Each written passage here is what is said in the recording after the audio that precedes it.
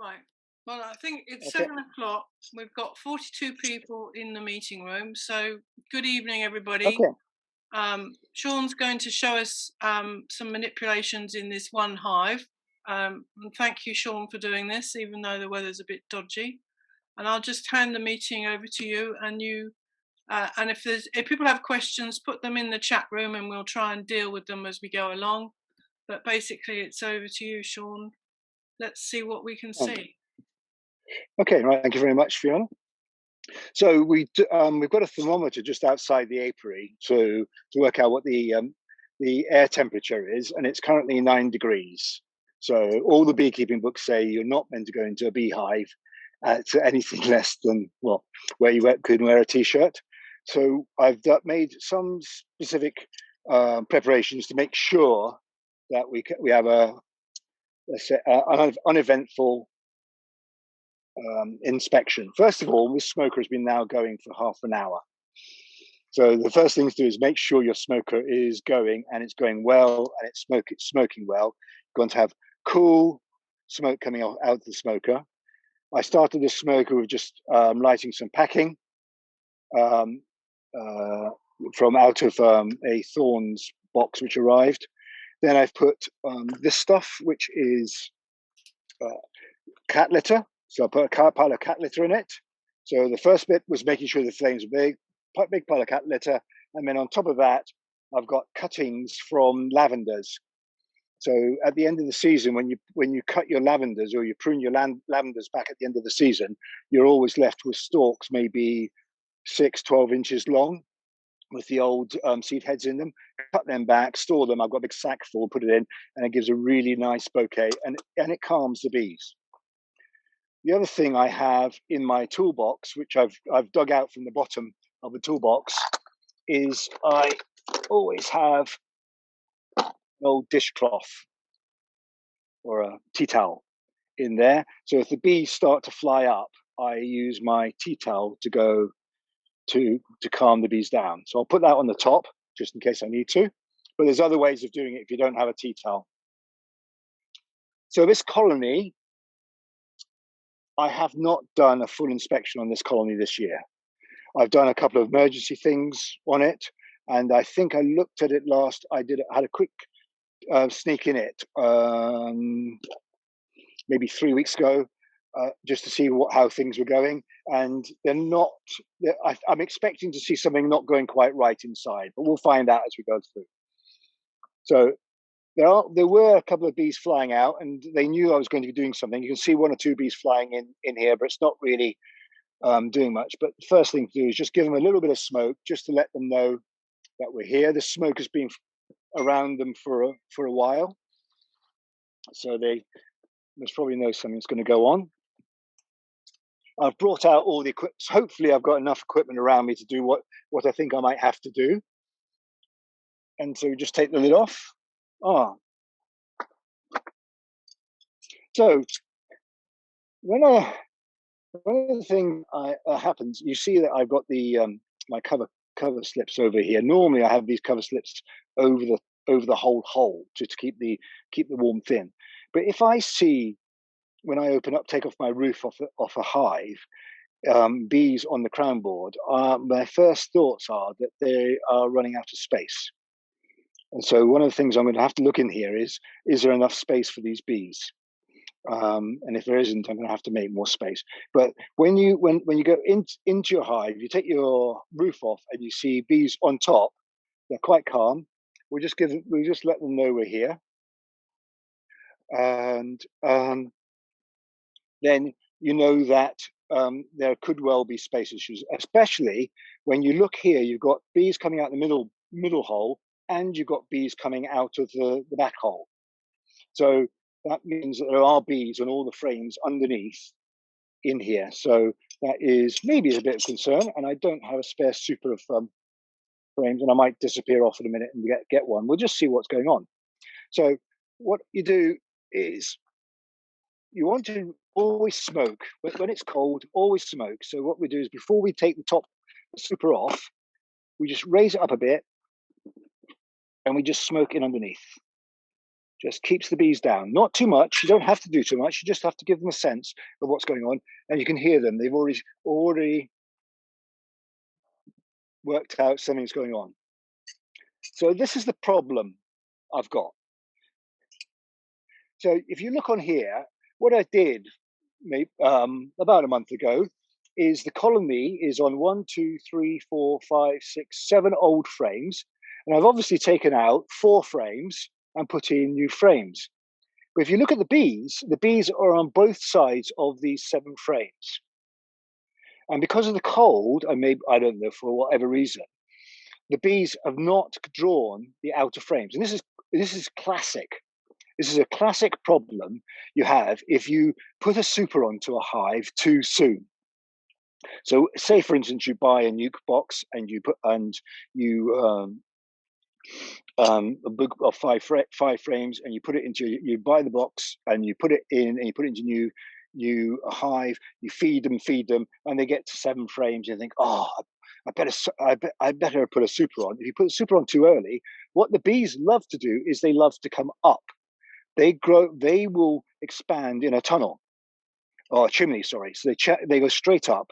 And because I put a super on, and those who were watching last month know that I use supers to feed the bees. I turn it right angles. And what I did was, when they had taken all the food out that super, I just turned it around the right way. And what they've done is they've said, right, this is a chimney. We're going to go up. We're going to let the queen lay up the hive.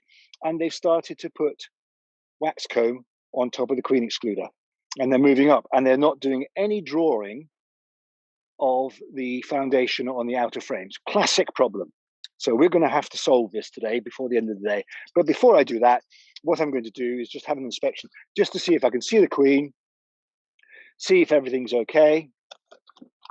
And I don't believe she's marked or clipped, so I will have my tools ready for me. So I don't like shaking bees off, doing anything that's, especially today when it's cooler. I just give them a bit of smoke just to push them down. So the whole idea of what we're going to try and do today is to keep the bees down and calm.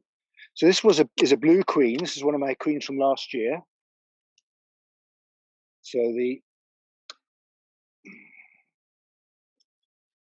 just gently ease up. This is a problem. So when they're trying to expand up, they make the wax and it just clogs everything up. So we look on the underside of the frame just to make sure. Look, they're laying right as high up as they can. So the colony is laying, and we're just checking to see if there's a queen in here. There's no queen, and I won't shake, because if you shake the bees off and bash the bees off the frame just now, all you're going to do is cause a disturbance, and all the bees that are in the nest are going to do is just fly up at me. So I just put it down at the top on the entrance and they'll walk up. I can sort that out later. It's not going to be a problem.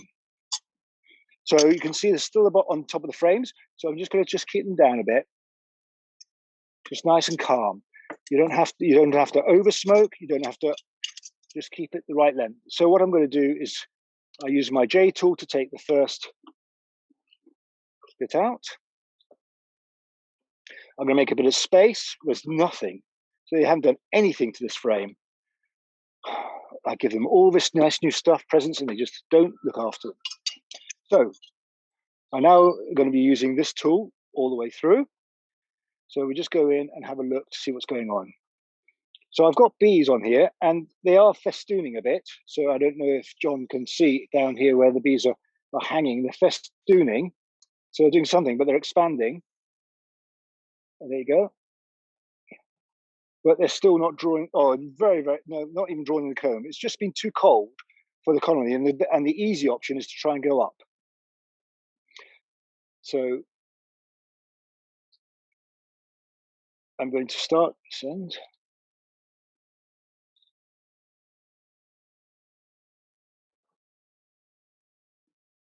So we always look in the dark side first. So we're looking at the dark side, and I'm seeing eggs. I don't know if any, I think last time we had problems seeing eggs. So let me I don't know, John, can you see into there? Can you see pick any eggs out in there? We can see a sort of larva and the cells look polished. I don't think we can actually see eggs, but we can see like royal bit of jelly at the bottom. Yeah, that's good. Okay, that's fine. So let's just move that on. We don't, when you're inspecting when it's cold, we got the queen. When you're inspecting when it's cold, you don't want to expose the brood. Sorry, John, here. I should have shown. So I'm just going to control her. So if people remember, I hold the frame at an angle. She likes to go up, and I just touch her right eye. She turns left and left eye. She turns right. So there you go. She's going up the hill. Have you got her, John? Let's just clear some space. Yes, she is. She's a bit feisty. There we go. One queen. So we just prop the frame back up. We get rid of the bees that are around her. And my fingers don't work in these gloves, so I'm just going to hold her.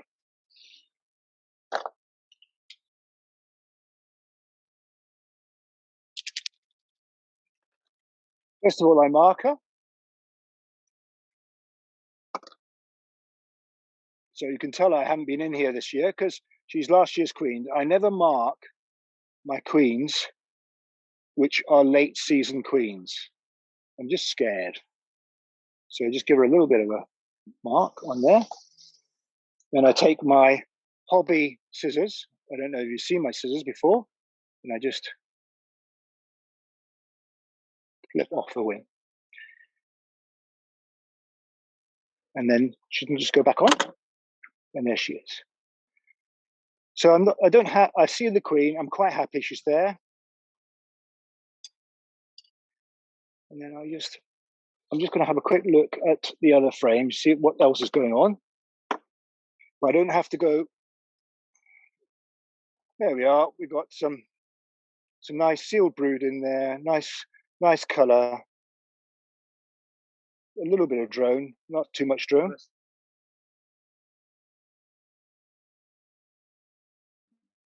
Okay. She's fine, but it's fine. She's laying fine on there.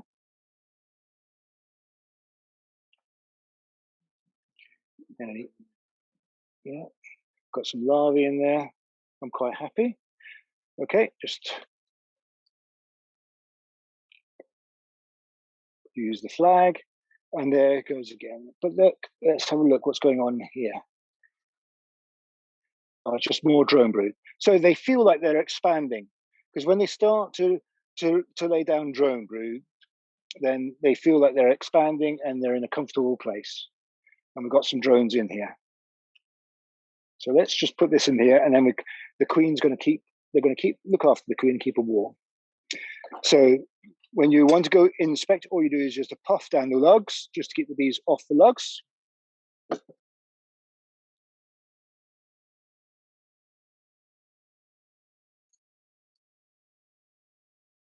And there we go. Let's just have a look. Wherever you see this, see we've got a queen cup here. We know we've got a queen, so we don't have to worry. We just open up the queen cup and we have a look in. No eggs, no nothing. It's an old one. Nothing to do there. Notice that I'm not trying to clean the frames just now. I'm just trying to cause least disturbance as possible. And I'm looking, what I'm looking at is wherever I see a pile of bees, I'm just going to go and just disturb them a bit. And I don't,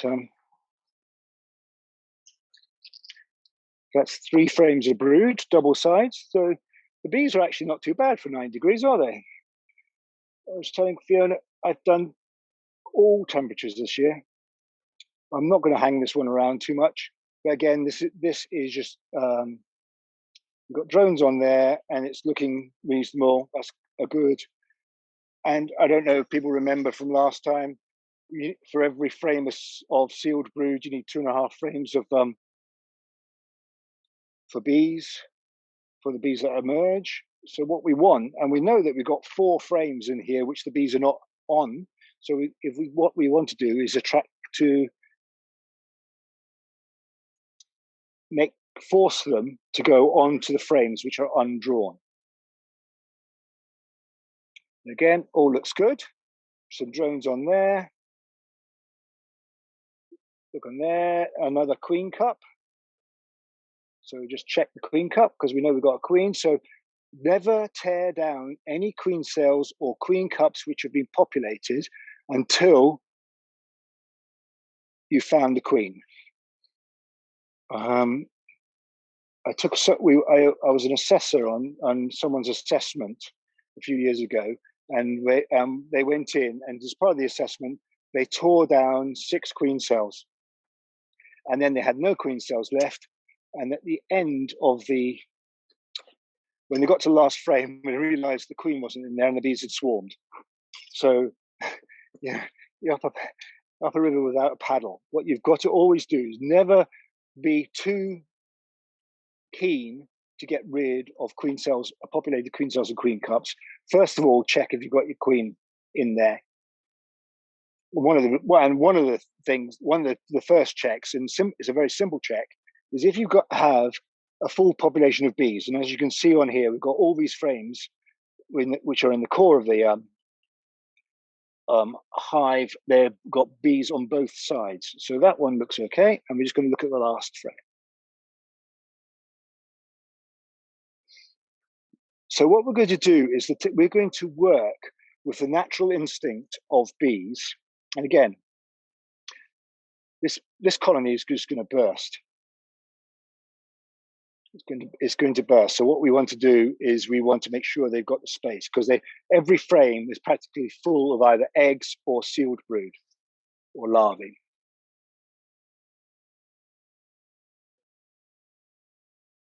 Pardon?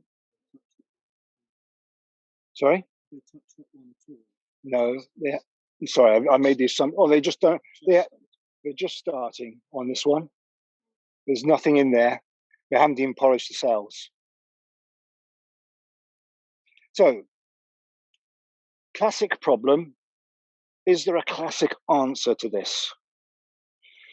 I don't think there is. So I'm going to show you what I will do. So we imagine that the bees, what they want to do is they want to go up in a chimney. So they will draw comb in the chimney, and also if you have comb above and comb below, they like to fill that space with comb. So if we got a super up here, and we've got drawn comb with brood on the bottom, and we put empty comb or foundation in the middle, the bees will draw up into that foundation.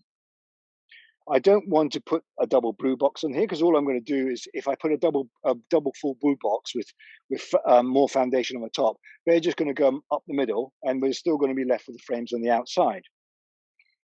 So what I would like to do is I'm going to turn this brood box into a nuke with 1, 2. We've got, let's check how many frames you've got. 1, 2, 3, 4, 5, 6, 7, 8, 9, 10, 11. I've got one spare here because I thought there might be an odd number. So we've got 12 frames. I'm going to turn this into a double brood box of 2 sets of 6 frames. And then what I'm going to do is I'm going to put the brood, which is this brood down here, in the bottom box, and all the undrawn comb above.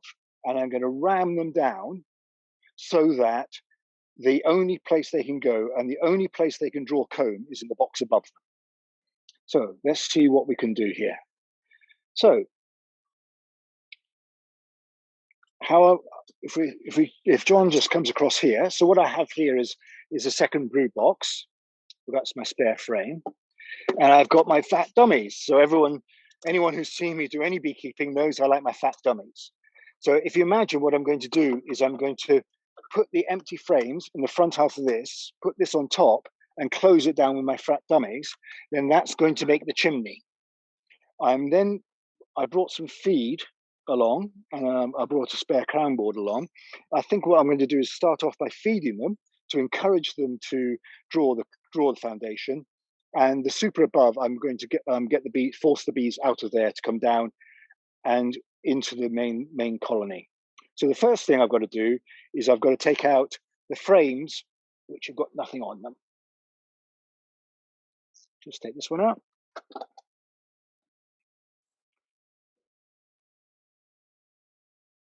This one out.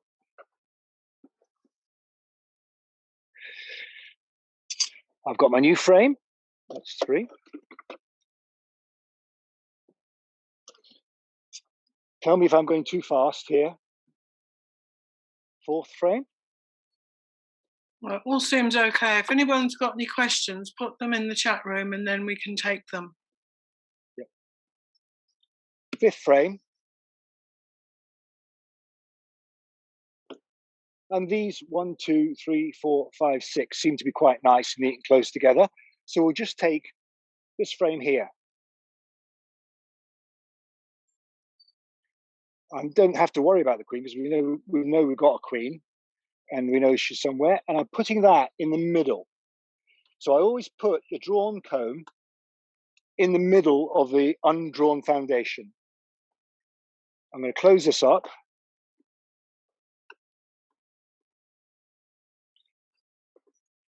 This is one of my old brew boxes, and I'll tell you how I know it's one of my old brew boxes in a second. Put the tools down.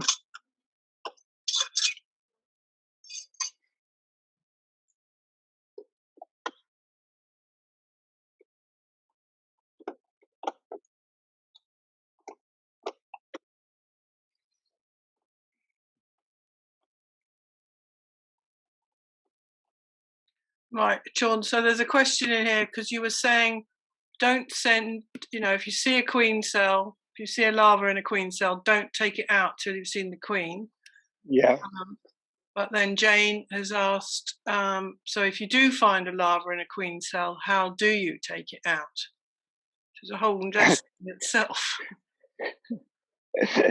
Right, so you find larva in a queen. If I've got the queen and I don't want to keep that queen cell, then I just pinch the queen cup which has got the larva in it, and I just kill whatever's in there. I'm quite brutal, really. So what I'm doing now is just clearing the bees off the roof. Does that answer the question? If I don't find the queen, then that's swarm control. You're straight into swarm control. So I've got a wax box here because if I'm going to be joining 2 boxes together, what I don't want them to do is to build up wax. So you do not want them to have any intention of. So this is the only time when the bees, you use a lot of smoke at this stage, is because you want the bees off the wax. This job of taking wax off the top of a frame is always best done inside a brew box because then it's stable. You're not going to cause any issues. Just go. Sometimes bees get in the way. So now Sorry, Sean. So someone's asking about the fat dummy. How wide is it? 75 mil is the space in the middle.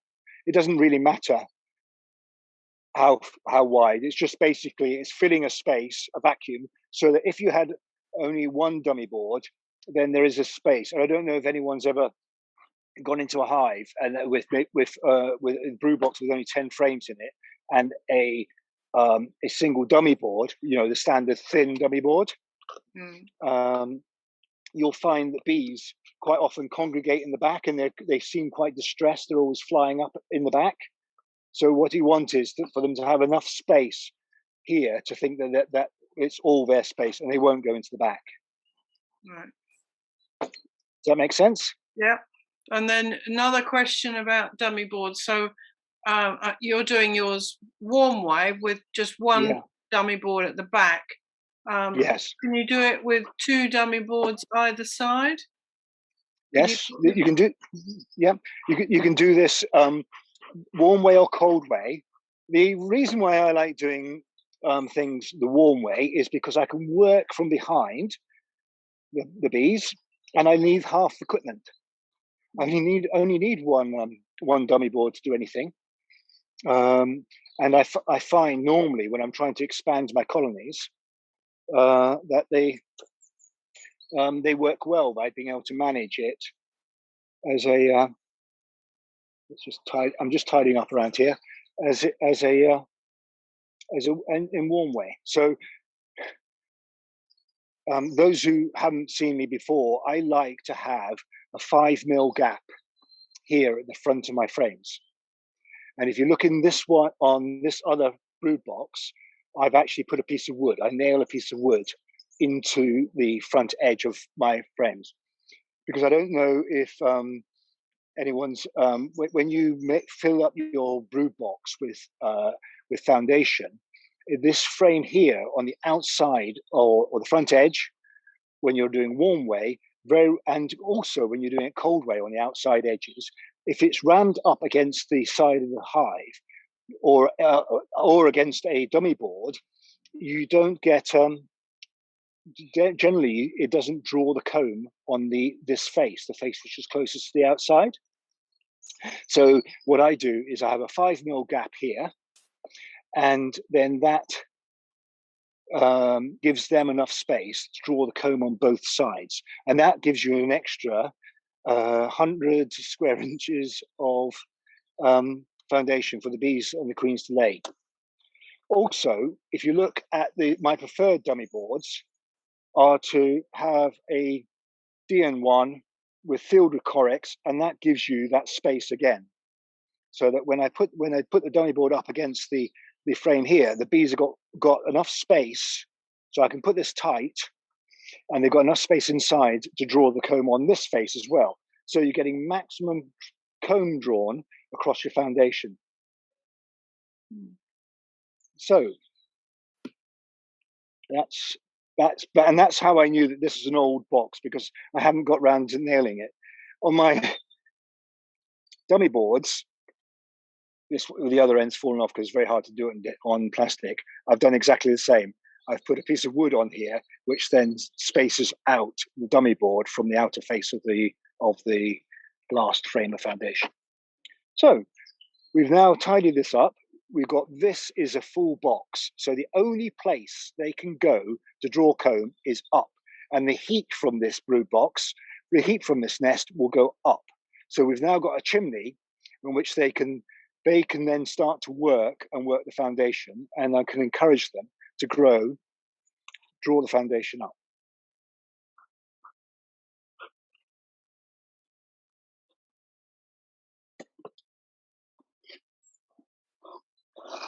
So this colony was a double brood box colony last year, and I had a bad winter, and it didn't seem to come out the winter very well.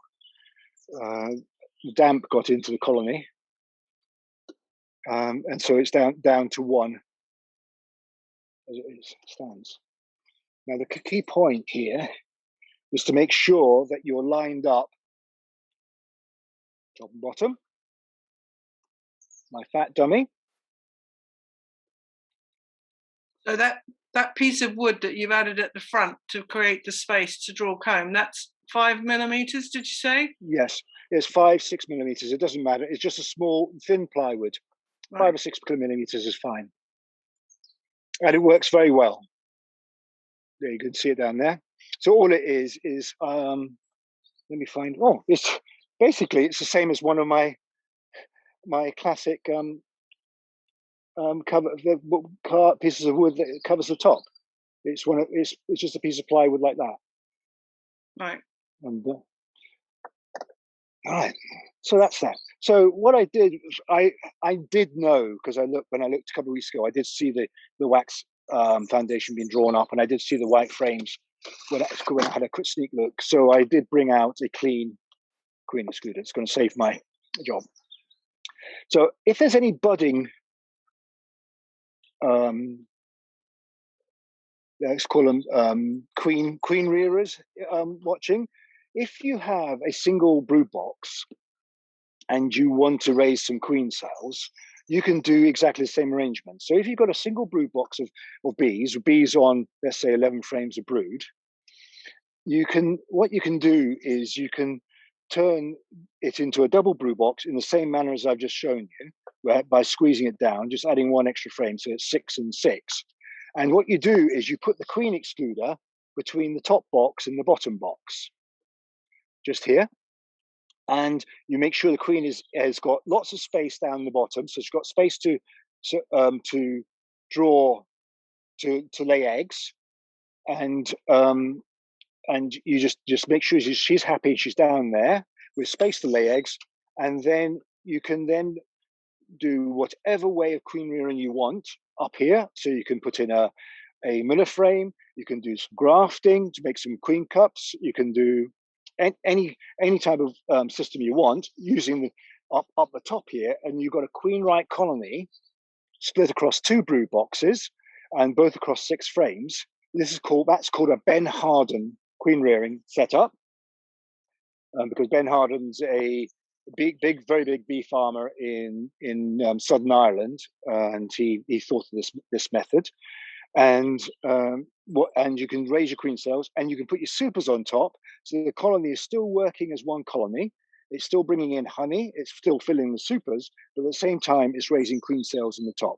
So that's, if anyone's interested, just Google Ben Harden queen rearing, and that will show you how to set up. And this basically is the same as a Ben Harden setup. So you remember I didn't take any bees off here. So really what we want to do is get rid of these bees off this frame, off this old queen excluder, and then I can go away and tidy it up later. So I hold the frame above, and I just bang my hand on the top, and the bees drop vertically. If you hold a frame and you bang it like that, then the bees go everywhere. If you hold the frame in the middle and you go like that, and then the bees will just drop vertically down onto the frame, and I've just about got rid of all of them. And then I can pick up the odd ones if I wanted to. I'll just try again, just there. There we go, all gone. Right, so I suspected what I was going to do. There's a bit of a larvae there, I'll let them sort it out. I'm going to feed these bees. So I'm going to put a fresh crown board on. What I want to do is, because I want to feed them, and I'm just going to give them one feed, and I'm going to give them a stimulative feed. And a stimulative feed is of thin sugar syrup, which is 1-to-1. Because what I want them to do is feel like they've got enough resources to draw this comb.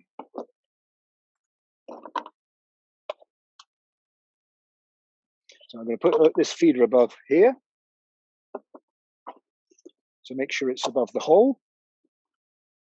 Can't see it. I leave my wax. I'm a bit naughty. I leave my wax in the hole because I think it encourages the bees to come up into the thing. And then I've just got my sugar syrup.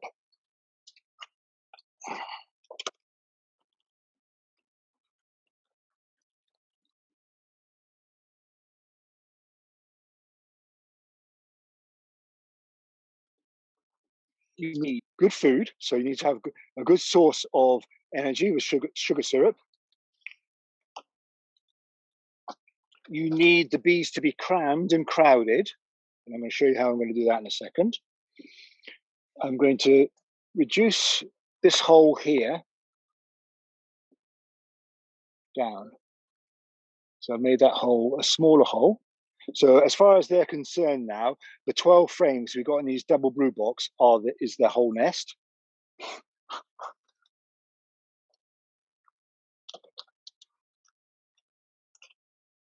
And then I'm going to put my super box, which is going to be effectively my eek. And remember, I put it the wrong way round. So what this is telling me and reminds me when I'm coming to the hive is, because this super is now the wrong way around compared to the brood boxes below, and anything I put above, is that I'm doing something different inside this box. So that's a super, which is being used as an eek. And then I'm going to, those of you who maybe have got some honey already, are thinking about clearing your bees, I'm going to put a rhombus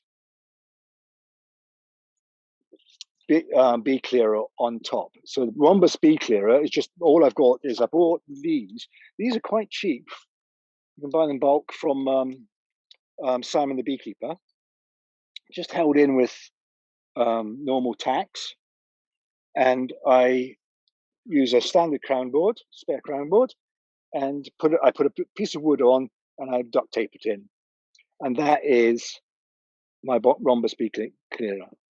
Now, those of you who've not used a rhombus bee clearer before, it is really, really good because they've got holes here, and so the bees up here can smell down, and what they do is they come down into space here, and the rhombus forces them to go out, and so they come out into the box below, out further out in the circle.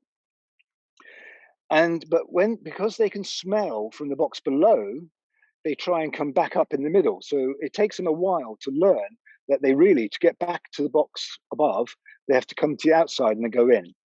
So what you do is you put a rhombus bee on a nice warm day. If you're clearing bees from a super, you put the rhombus on, and is it called rhombus? Yes. You put it on underneath your super and leave it on there for several hours, because after a few hours they will have learned and they've worked out how to get back up. But in that time, because bees in warm sunny days will always going to go down, because they have to go down and collect more forage from the foraging bees, they go down and they're going back up again. They go down, they clear the super very, very rapidly, and you can then take the super off about 3 hours later. If you leave it on for over a day, then you're going to have the problem that the bees will have learned how to get back up, and you're not going to have cleared your super. Okay, so then, there's a few questions, Sean, if you're ready. Yeah. So this business about the strength of the syrup. So you said you're using light syrup as opposed to a heavy one. Can you explain that? Okay. All right. So the syrup, the most common syrup to use out there is called thick syrup, which is used to be called 2-to-1, which in metric measures is for every kilogram of sugar you put in, you put 630 milliliters of water. So that gives you a mix which ends up as being about 60% sugar to water. And that's great for long-term storing of honey, and the bees can use that. Bees will use any mix of sugar, and they'll sort it all out. But the 2-to-1 primarily is for creating stores, and when you're doing winter stores, then you use 2-to-1. And the MBU says if you're going to do a shook swarm or a Bailey comb change, then you use 2-to-1 syrup. So if you go into any of the MBU, onto B-Base, which we're all registered with, then they will tell you to use thick syrup.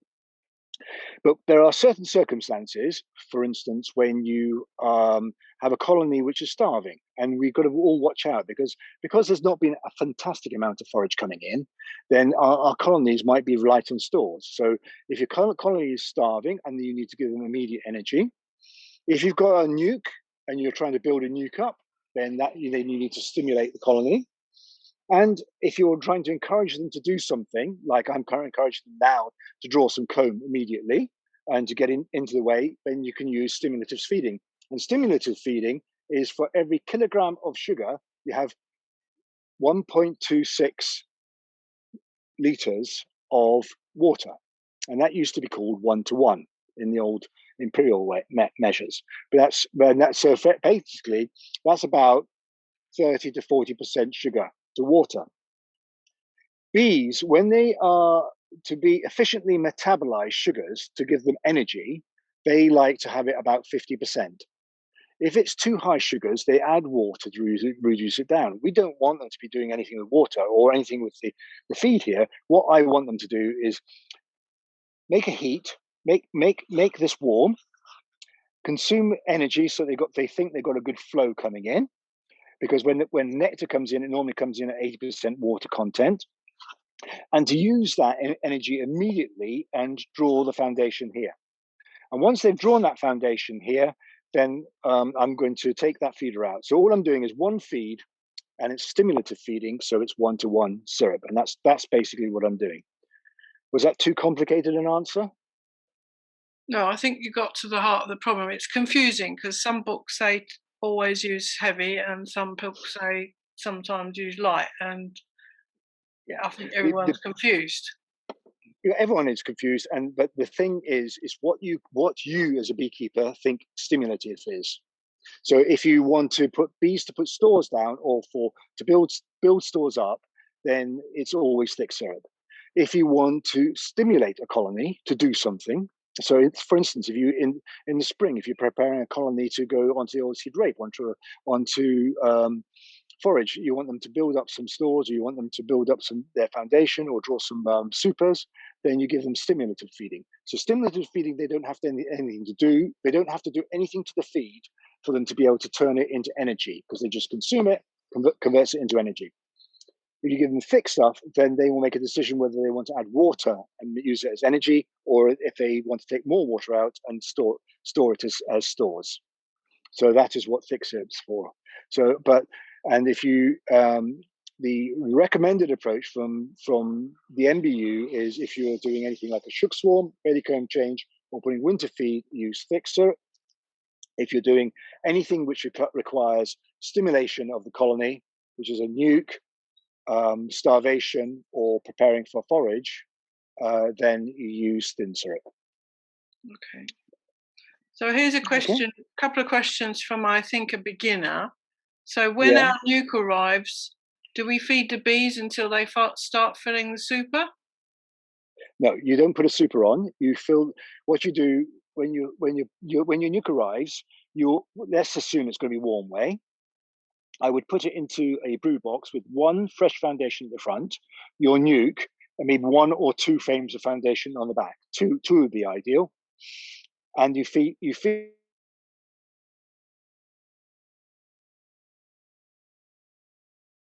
And when they start to side, until you get to your full brew box of drawn comb, and then you put a super on. The only reason that you need to put a super on early is if the queen in the bottom here has drawn out, is laying on 9 frames. If you've got 11 frames of bees, you've got 9 frames of brood, then you have to start being worrying about doing early supering. But the best thing to do if you get a new colony is to build up as much foundation, because when you get to August, the bees are not going to draw any foundation. So you have one hit at getting them to draw the foundation in the first year, and just keep on feeding and feeding and feeding until they draw as much as they Yeah, that's very clear. So, and another question. So you showed that you blocked up the crown board, I think, when you were putting the feed on. can. Yeah, down Uh, here. yeah. So do you do that all the time? Do you just leave a small hole there all the time, or are there different circumstances? No, no. Okay, let's go. Let's walk across to another hive. So this is just a double brew box colony. It's standard double brew box, and this is how I normally leave. Oops, a couple of bees have got out. Um, I normally leave it like that. So all year round, I will leave it like that. And what that does is keeps space down. And because I do double brew boxing, I need to have a spare roof every now and then to be able to do some of my manipulations. So I can go and borrow this roof from this hive and not disturb this hive. Okay.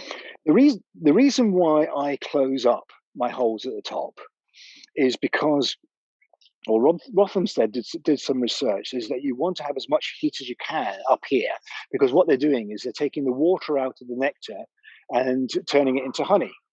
So you want to have as much heat up here. And if you've got 2 holes up the top, all that's happening is the heat's going out the roof. If you close it in, some people will even put insulation. You don't put insulation isn't just for winter. If you're going to put insulation in the roof, put it in for the whole year, because what you want to do is keep the heat as much as you can.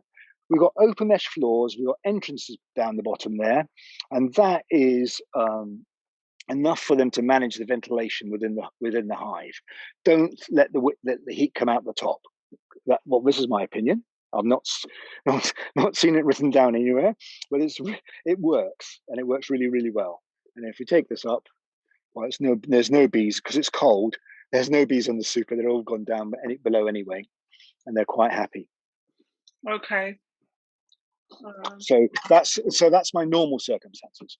So coming back to this one across here, if I've got a box above, which I want them to think there's bees in it just now, so there's bees in that sleep up there, and I want them to think that that is not part of the hive, I will then just put a cover it up and just leave a small gap.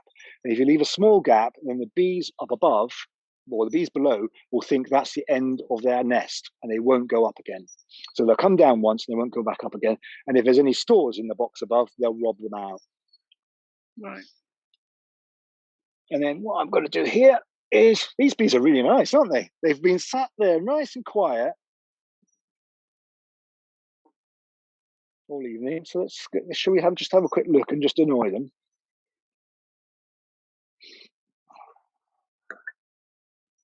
See what's going on.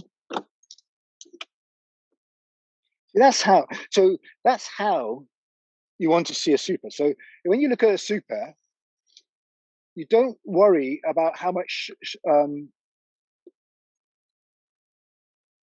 honey you've got in the super. What you worry about, I'll just put this down the front. What you worry about is how many frames of the super are full of bees. If there are bees on all, and this is going to be coming is pertinent for the season which we're coming into, because we're coming into the honey season. If the super has got bees on every frame, then add a super. Don't worry about how much honey you've got in the super, add a super. Because what they need is they need space to hang the honey. And they need space to work on. So what you want to do is add supers based on the number of bees, not the amount of honey you got in there. Because now see, when they were trying to make them up, these frames, you can see they've joined together. Mm. Their wax is joined together. So let's just put that one back down again. So it just causes an issue. There's not much honey in here, but what it is telling me is that we had 4 frames with no bees on down the bottom, and we've got a super here which is full of bees. So we've got too many bees, but not doing what we want them to do downstairs. Also, let me just have a look at the next one. I haven't looked in this before, so I just want to have a look at the next one, see if I can find an example. There we are. So look here, classic. They like to draw queen cells at the at gaps between frames. So if you've got a double brew box, you'll always find, well, more often than not, if you want to look to see if they're making queen cells, just look at the bottom frame of the top brew box, and you'll find queen cups and queen cells, and they're going to be populated. They'll be there. So this is them saying, I'm above a queen excluder, no queen pheromone up here. I'll make a queen cup. Also, what happens is if you haven't got much space downstairs, they start to put the pollen. I'll put it up here. They start to put pollen, and I don't know if anyone has noticed that on their first super, quite often the first super in the middle of the nest has a pollen line that comes all the way around here, and the cells here are never filled with honey. You'll have the honey on the outside, you have the pollen, and you'll have empty cells. And what they're doing is, even though there's a queen excluder between the first super and the brood box, they're treating this first super as being as part of the nest, and they're expecting the queen to come up and lay her eggs on here. So there you are. You've got some more pollen in here, and really, pollen doesn't really matter on the honey stores. It just kind of takes up vital space. You can see on here though, when I go look at a super, I never look at the outside frames. I just ease the frames apart and I look. Here we are. Look, all this pollen here. Can you see it all out here? So it's all part of the nest. Didn't have space downstairs, because if you remember downstairs when we were looking at it, the brood was corner to corner, sealed brood. There was no space for stores or pollen down there. Whereas here, we've got the pollen. They're putting the pollen stores upstairs in the super, which is causing a mess. and they're just using the other spaces as the lay area. And what we want them to do is be laying out further and not putting the pollen upstairs. But also on all my other hives, I've got at least 2 or 3 frames of uncapped honey of this stage. There's no stores here at all. They're practically starving. That's an embarrassment, isn't it?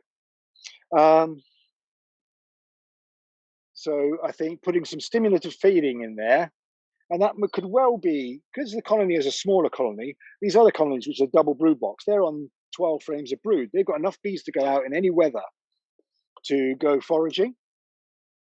And so they, with smaller colonies, which won't be out foraging so much, and they're the ones which don't have so much stores going into the colder area times. So when you're looking at your colonies and doing your colonies inspections just now, and you're going into the June gap, what you should be looking at is your smaller colonies, how much stores they've got, because larger colonies are generally going to be brave enough and strong enough to go out in the colder times or the worst times to find forage. So this colony basically doesn't have any stores.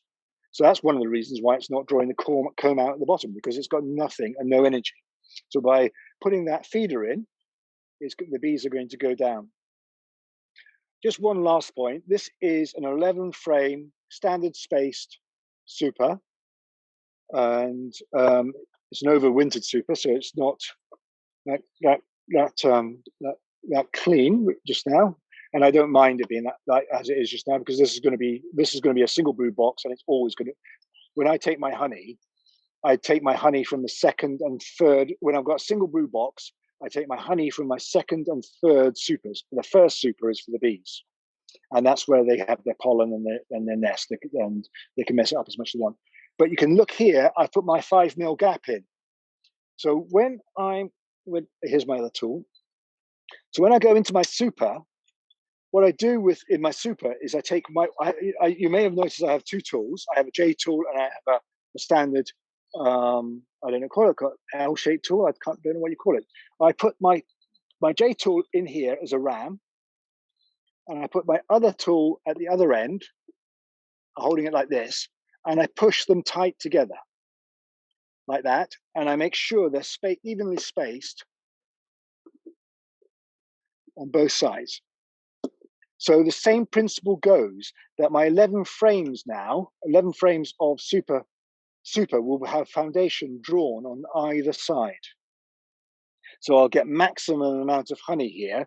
I don't put a dummy board in. I'm going to get maximum amount of honey out of these 11 frames, because they're spaced front and back with my 5 mil gap, and that works there. And so what I'm going to now do is just put this crown board on. These bees tomorrow will go down through the rhombus. They'll work out how to get out through the rhombus, and then they're going to go join the nest. These 2 brood boxes here will be pretty crammed with bees, but they've got space to expand to. They've got stores, they've got food to feed from the feeder here, and hopefully I can come in and after the weekend, take that feeder out, and the bees will be there. And I'm going to cover the back hole up here and the top hole. I've got a couple of bees, which I'll just drop over the front to go out. And that's it. That wasn't too bad, was it, for 9-degree beekeeping? Anyone got any questions? Excellent. There are no new questions yet. I'll just wait for people to type those in. But I think if you go over when you were talking about setting up the nuke into a big brood box, and I think you said wait till there's 9 frames of brood, and I don't think you meant that before you put the super on. No, what you want to do is you want to have the foundation drawn out to your 10 or 11 frames. Yeah. In the ideal world, you have the frames drawn. What I was mixing my stories there. When you get to 9 frames of brood in a bottom box, that's not just for a new colony, but when you get to it in the spring or now, then that is the point where you should have been doing or have already started your swarm prevention, because you have to put a super on or another brood box on if when they're at 9 frames of brood, because otherwise they're going to run out of lay space and they're going to swarm. So having 9 frames of brood down the bottom there in a single brood box is tantamount to saying, "Go on, babies, swarm." Yeah. You've got to give them space, and that's when you put the first super on. Okay. So for a new beekeeper, if you're drawing, you may not even need to put a super on at all this year. It depends on when you get your nuke. What you've got to do is just feed, and feed until they stop taking it down. Yeah. Okay. So what age does the queen need to be to run a double brood box system? I've got 2 green queens, which is the before blue. So this is their 3rd summer, and they're on double brood boxes in another out apiary just now. But I'm suspecting they will try and supersede her. I'm getting ready to replace them in that scenario with new queens. But they are so nice. One of them, it was absolutely beautiful last year. It was a dream to go and inspect. So I'm going to breed from her. She's coming back here, and I'm going to start breeding from her next month. So yes, but I think 3 years is about the maximum. But if you got any of these big buckfast queens, I don't know how long they last, but the buckfast will do double brood boxes definitely into the 3rd season. 4th season, colonies generally go down to single brood box, and then maybe into nuke if you're going to breed from them. Okay, so so when you've cleared that super in the hive that you've just showed us above the rhombus, what are you going to do with that super box? Well, it's going to just I'm going to just leave it. But I'm either going to put it back into my store, or I'll just leave it up here sealed on, and then when I finish feeding, it's going to go above the 2. Basically, you'll take the middle box out, and it drops down to being above the brood box. So this box will come out, and that drops down. Right. And then what will happen? So what the next stage is going to be is they're going to draw this foundation. I say very assertively, because if I say it assertively, the bees will listen to me. They will draw this foundation, and once they've drawn this foundation, I will then return this back to being a single brood box. This feeder box super will come out, and this super will go down. So I'll be back to 1 brood box with all the frames being drawn, and a super above it, and then hopefully I'll be able to then start supering up and getting some honey off this colony. Yeah. So then going back to putting the fat dummies boards in it, so we noticed that there was a lot of space behind the fat dummy. So does the bees go in there and fill that up with bracicomb? No. They will do, but sometimes they do when it's just a single thin dummy board. They seem to spend time in there, and they mess around in there. But when it's thick, because it's got a big space between the brood nest and the back, they assume, because that's 75 mil, so nearly 10 centimeters space. They assume that's a nest, and they will start to go up rather than trying to go back. Yeah. Okay. No more questions. Hang on. Here's one. Okay, here's one, Sean. This will keep you out of trouble for a while. How do you do swarm prevention on a double brood box system when you've got both which are both full of bees and brood?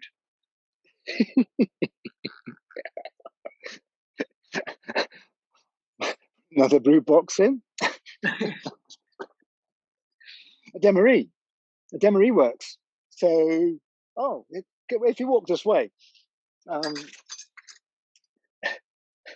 this is the room. I had to raise some queen.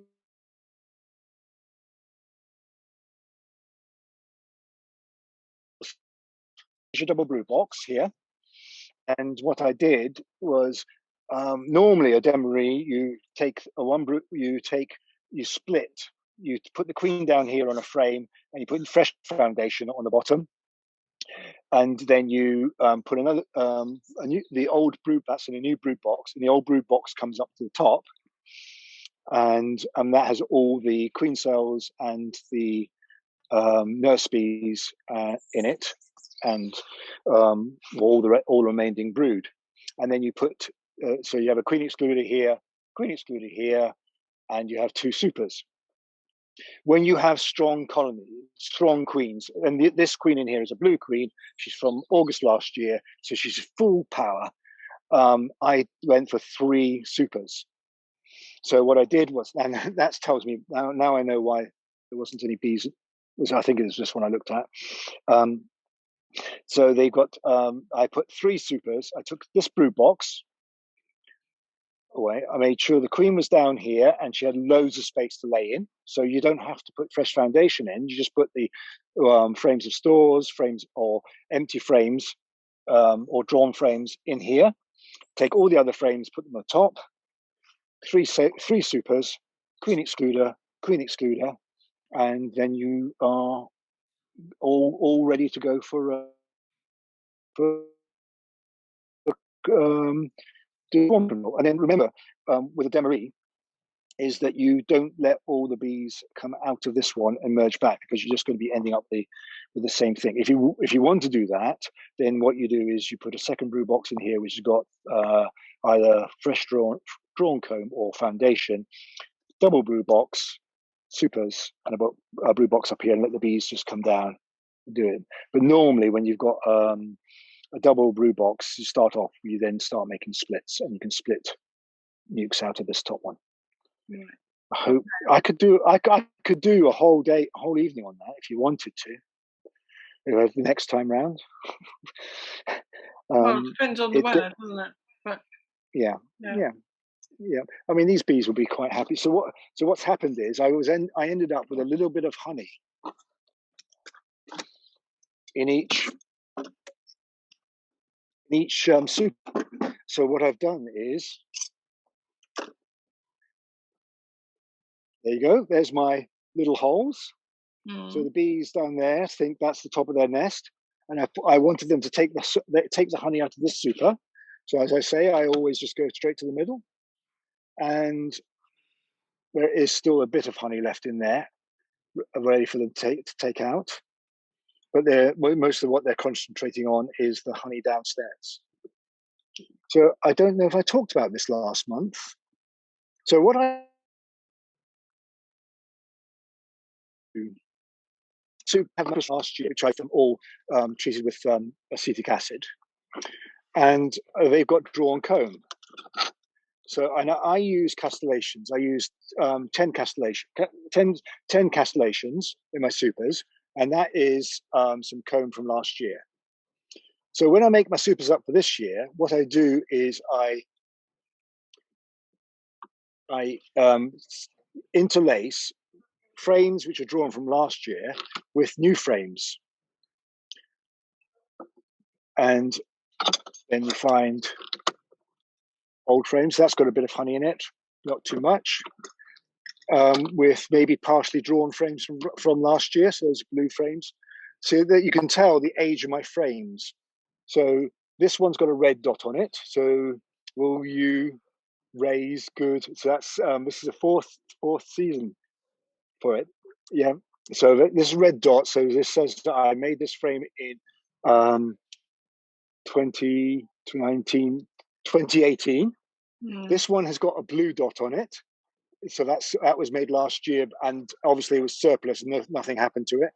That's a red, blue. I haven't got any greens on here, and I mix and match them. But what I do is, this is the same principle as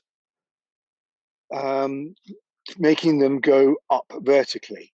If you have drawn comb and you have undrawn comb between them, they will try and fill the space in the super with drawn comb.